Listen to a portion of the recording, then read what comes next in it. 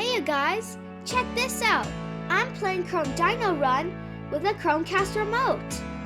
Check this video out to learn more.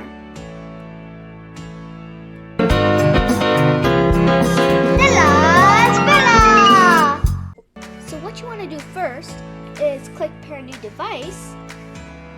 Then you take your Chromecast remote out and hold down the back and home buttons like this. Then you'll see a light pulsing like that.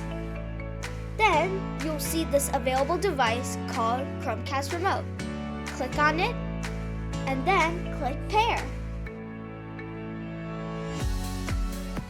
Now the Chromecast Remote is paired and you're ready to play some compatible games. For this video, I'm going to play Chrome Dino Run. I'm going to hit the up button to start, like this.